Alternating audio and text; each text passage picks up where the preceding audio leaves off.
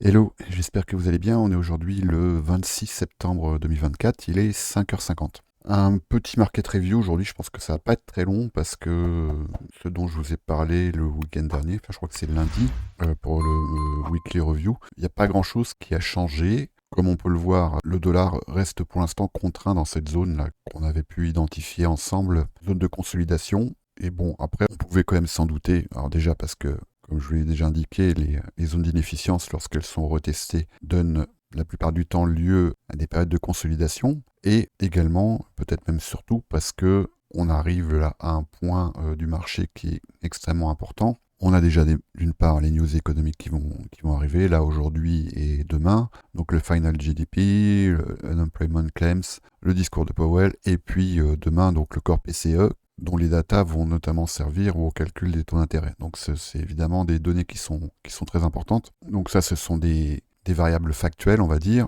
On a aussi des variables temporelles qui sont qu'on est à la fin du mois de septembre. Là, on est le 26, hein, donc il reste 4 jours d'ici la fin du mois. Et on va également arriver à la fin de Q3, du troisième trimestre. Voilà, donc tous ces critères font qu'on arrive ici à un point névralgique du marché stratégique, j'ai envie de dire, et qu'il est classique qu'à ces moments-là, on observe une période de consolidation sur les principaux actifs que l'on trade. Alors, on voit que le dollar, là, il est dans la borne basse de sa surface de consolidation, qu'il laisse derrière lui, là je suis sur le marché futur, un relative equal low, et que moi, il me paraît quand même bien engagé pour aller prendre le plus bas de 2023. Est-ce que c'est le plus bas? C'est pas le plus bas, c'est le plus bas de décembre 2023. Voilà, ici. Il pourrait peut-être même aller plus bas, ça on peut pas savoir, hein. Mais en tout cas, c'est ce qu'il semble ici nous indiquer. Donc là, ces dynamiques baissières du dollar, ben, c'est quelque chose qu'on va retrouver sur les actifs qui sont censés être corrélés négativement avec le dollar, à commencer par les indices.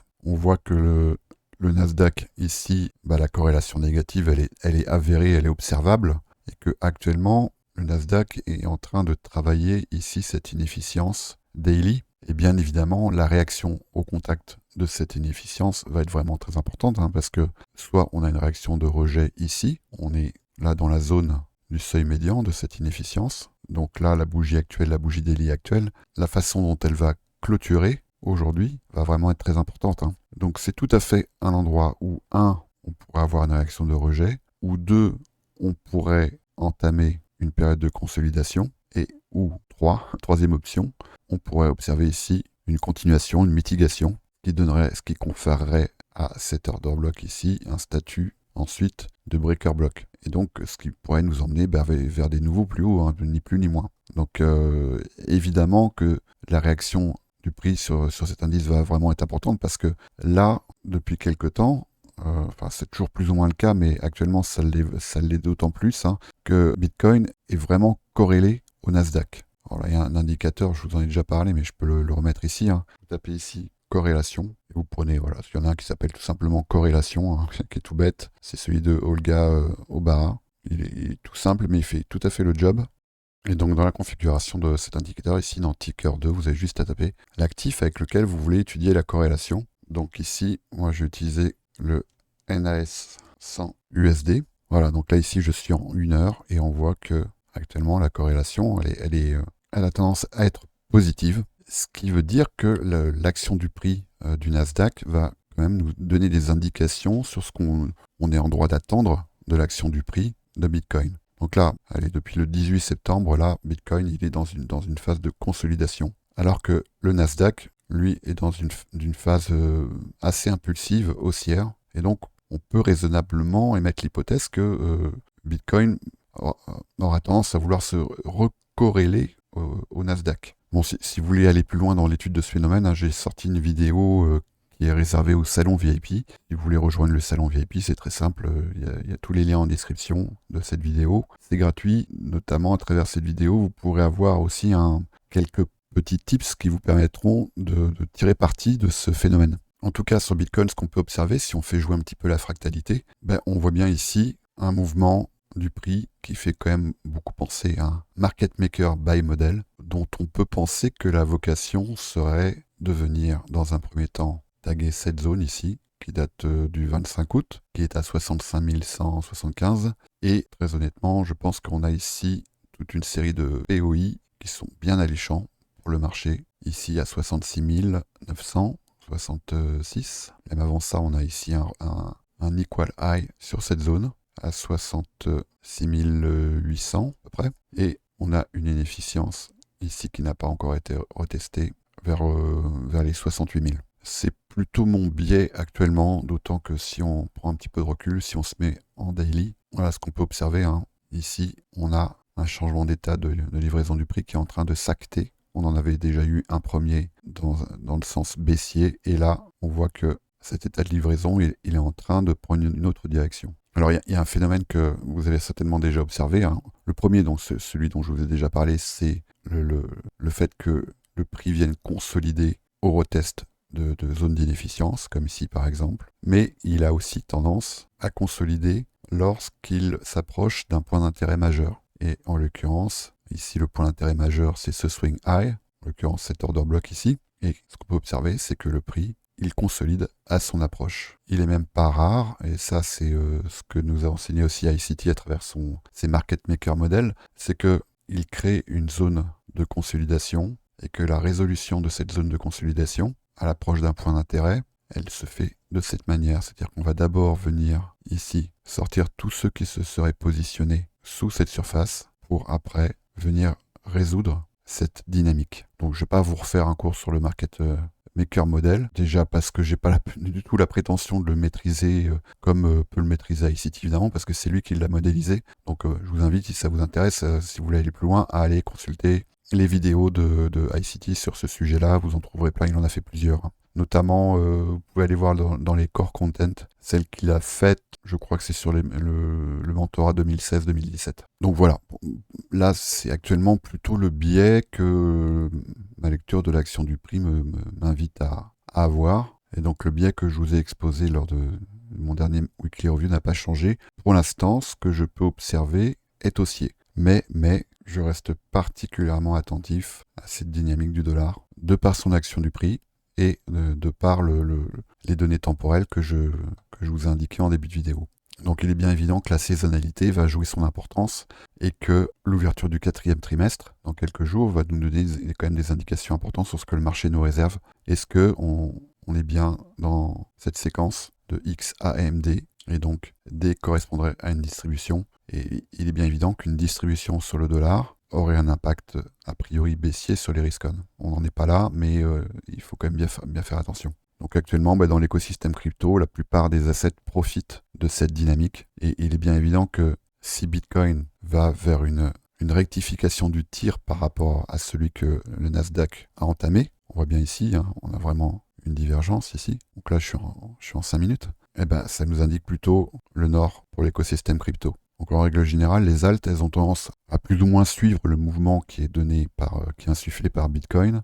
Et là où les alts ont tendance à s'exprimer, c'est souvent après un influx. Un influx donne souvent lieu à une consolidation, comme on le voit par exemple ici. Et c'est à ce moment-là que les acteurs du marché prennent leurs profits et vont essayer de faire jouer ces profits sur des actifs encore plus risqués. Et c'est en règle générale à ces moments-là, comme ici, que les alts profitent de ces mouvements et voire même vont venir décupler les mouvements du Bitcoin. Donc on voit bien ici dans cette zone, là depuis mi-septembre, on a pu constater un influx quand même assez significatif sur certaines alts. Pas toutes les alts, mais certaines alts. En tout cas, si on s'engage bien sur cette dynamique-là d'un market maker buy model, ce que nous indique ce modèle, c'est qu'on pourrait avoir ici un retest de cette zone, peut grossièrement délimiter de cette façon. Donc là voilà, et on serait entre les 61 400 en gros et les 62 300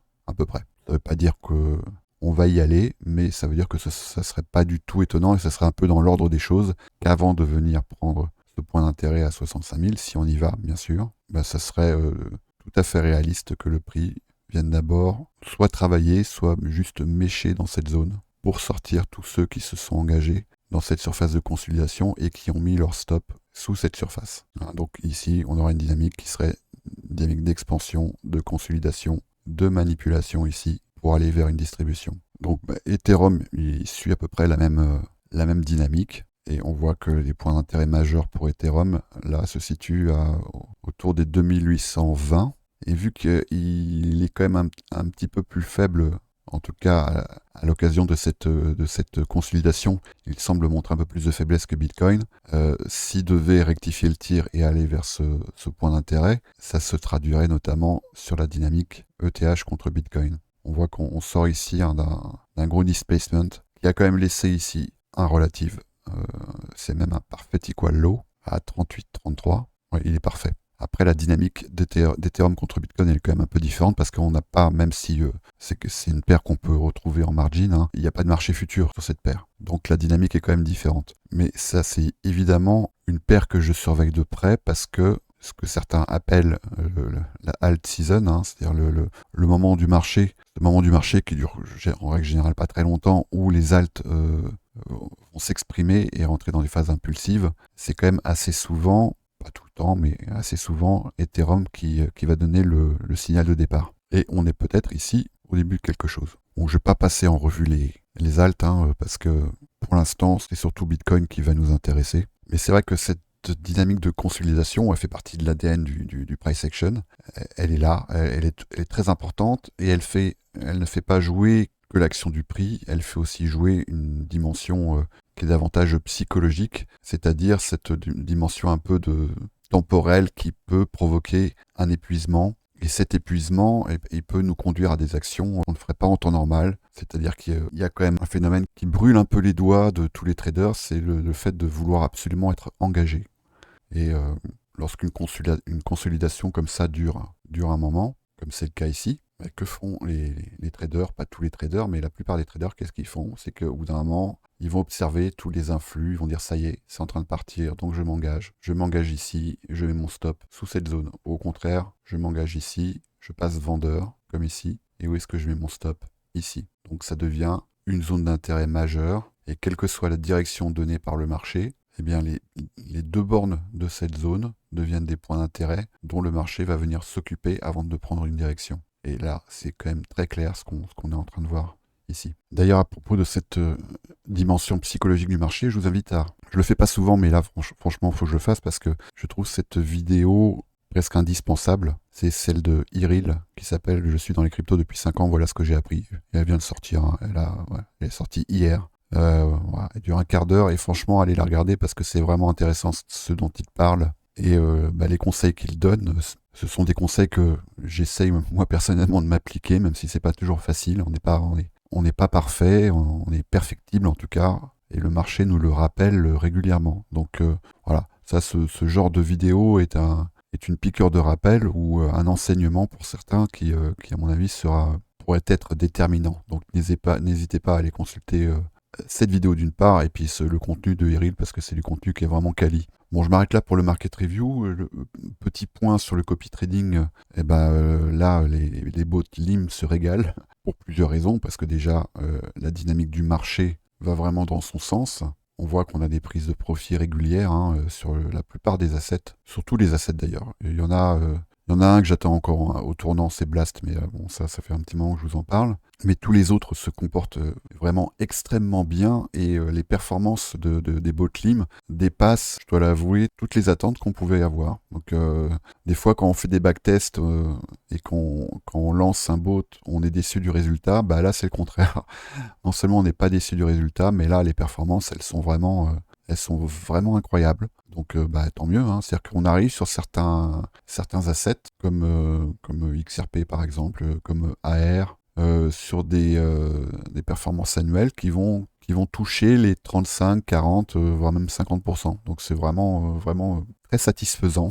D'autres aussi qui s'expriment, qui adorent ce type de bot, c'est par exemple BGB contre ETH. Alors lui qui nous régale vraiment. Et puis un phénomène qu'on n'avait pas anticipé non plus, c'est du fait du manque de liquidité de ce genre de paires, ce sont des paires qui ne sont pas très liquides, c'est que la plupart du temps, les prises de profit créent une nouvelle entrée. Alors ça, c'est quand même assez incroyable.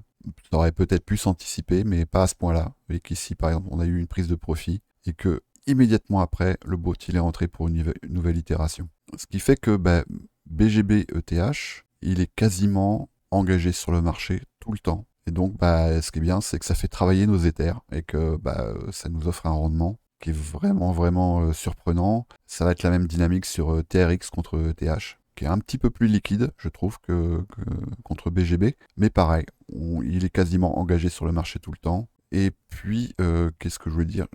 J'ai entamé une phase d'optimisation de ces paires. Elles le sont quasiment toutes à présent et ça va dans le sens d'une plus de performance et puis surtout moins de drawdown parce que j'ai bien constaté que des fois ça peut générer un peu de souffrance, même si bon, on avait bien annoncé qu'il allait en avoir. J'ai essayé quand même de trouver un moyen pour que ces drawdowns soient les moins importants et les moins longs possibles. Alors ils sont toujours là, mais j'ai réservé des entrées sur des niveaux qui sont quand même plus profonds que ceux que j'avais prévus auparavant. Et donc ça va aller a priori dans le sens de plus grande performance. Alors il y en a un dont j'attends la prise de profit, et je pense que ça va prendre un peu de temps, mais je vous en ai déjà parlé tout à l'heure, c'est ETH contre Bitcoin. Donc c'est vrai que cette itération-là, la dernière, elle aura quand même duré assez longtemps, hein. Elle aura commencé fin juin, et pour l'instant, Ethereum n'a toujours pas pris ses profits contre Bitcoin, mais lorsque ce sera le cas, j'ai déjà une optimisation qui est prévue et qui sera bien plus efficace sur cette paire-là. Alors ceux qui sont ni élèves dans l'école ni dans le salon VIP ne le savent pas, mais il y a un autre bot qui a commencé à travailler, c'est le bot SPT. Pour l'instant, on n'en fait pas de communication auprès du grand public, ça va bientôt venir. Pour l'instant, on est un peu dans une phase d'observation suite au développement de ce bot. Et évidemment, il va falloir un peu de temps avant de constater si le comportement de ce bot est conforme à ce qu'on peut en attendre et notamment à ce que les backtests ont pu en donner. Je profite de cette occasion aussi pour rappeler que un bot, c'est comme n'importe quel produit d'investissement. C'est du trading en fait, hein. C'est une autre façon de trader, mais c'est du trading.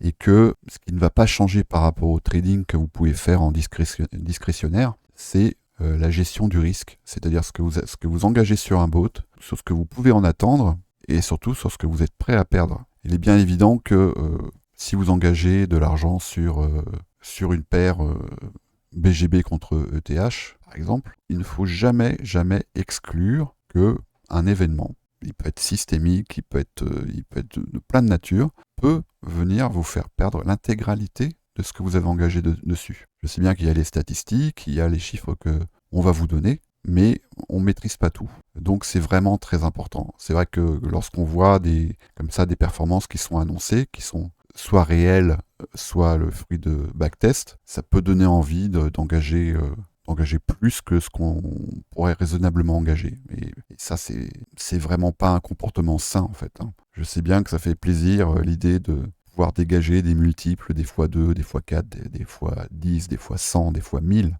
Ça arrive, mais c'est pas normal. C'est vraiment pas normal. Ça reste quelque chose d'exceptionnel. Ce qui est normal et envisageable sur les marchés, c'est de dégager des profits réguliers tout en gérant correctement son risque. Donc moi, parmi ces bots, il y en a certains que je réplique, soit pour moi-même, soit parce que je veux observer par moi-même le comportement de ces bots sur mes comptes. Mais il est évidemment que, par exemple ici, les Ethereum que j'ai engagés, si je les perds, bon, ça va m'embêter. Ça va pas me faire plaisir. Mais ça va pas venir fragiliser tout mon capital. Voilà, donc c'est quelque chose qu'il faut pas oublier. Et c'est vraiment très important.